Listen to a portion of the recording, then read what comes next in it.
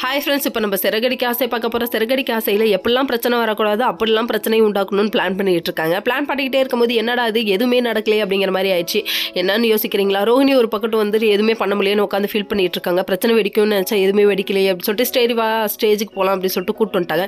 கூட்டு வந்து ஆரத்தியெல்லாம் எடுத்து முடிச்சுட்டு ஒரு வழியாக பார்த்து முடிச்சிட்டாங்க. ஃபங்க்ஷன் ஒருபடியாக நல்லபடியாக முடிய போகுது. சரி எல்லாரும் போய் சாப்பிடுங்கன்னு சாப்பிட உட்காந்தா அங்கே போனால் நம்ம முத்துவோட அப்பாவையும் ஃபஸ்ட்டு உட்கார சொன்னாங்க. உட்கார சொல்லிட்டு திரும்ப வந்து மறுபடியும் எந்திரிக்க சொல்லுவாங்கன்னு தெரிஞ்சு வேற ஒருத்தவங்களை உட்கார வச்சிட்டாங்க. வேற லெவல்ல இது. நீங்கள் எங்களுக்கு அல்வா கொடுக்கலான்னு பார்த்தீங்களா, நாங்களே அல்வா கொடுத்துட்டோன்னு சொல்லிட்டு முத்து ஒரு பக்கத்து கலாய்க்கிறாரு. கலாய்ச்சிட்டு சரிதான் அப்படின்னு சொல்லிட்டு இந்தாண்ட வந்தால் நம்ம மீனாவே அதுக்கு ஒரு ஆப்பர்ச்சுனிட்டி கொடுத்துட்டாங்க. ஒன்றும் இல்லைங்க, அதாவது மீனா போயிட்டு நம்ம ஸ்ருதி எங்கே இருக்காங்கன்னு பார்க்க போன இடத்துல ரூமில் வந்து மாலையில் செயின் கடந்திருக்கு. அதை எடுத்துகிட்டு போய் கொடுக்கலான்னு எடுக்க போகிற டைமில் நம்ம ஸ்ருதியோட அப்பா வந்து இதான் சான்ஸ்னு சொல்லிட்டு திருடி அப்படின்னு சொல்லிட்டு பேச ஆரம்பிச்சிட்டாரு. பேச ஆரம்பிச்சோடனே நம்ம விஜயாவாலே எதுவும் பேச முடியலங்க. ஏன்னா மீனா கண்டிப்பாக தப்பு பண்ண மாட்டா, நம்ம விஜயாவுக்கே தெரியுங்க.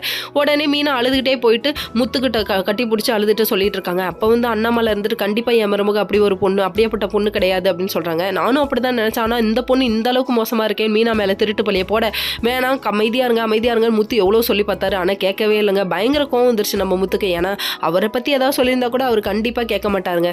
இப்படி தான் எல்லா பொண்ணுங்களுமே ஏங்குவாங்க, தான் ஹஸ்பண்ட் வந்து தனக்கு சப்போர்ட்டாக இருக்கணும்னு சொல்லிட்டு. முத்து வேற லெவல்ப்பா. அதனால தான் நம்ம மீனாவுக்கு சப்போர்ட்டாக இருக்காங்க. ஆனால் இதுவே ரியல் லைஃப்பில் நடக்கிறது இல்லைங்க. எல்லா பொண்ணுங்களுக்கும் எல்லா பையனும் சப்போர்ட்டாக இருந்துட்டா அதை விட பெரிய பாக்கியம் செஞ்சவங்க இந்த உலகத்தில் எந்த பொண்ணும் இருக்க மாட்டாங்க. அப்படி சப்போர்ட் இல்லாமல் இருக்கிற பொண்ணுங்க நிறைய பேர் இருக்காங்க. இதே நினச்சி ஃபீல் பண்ணிருக்காங்க.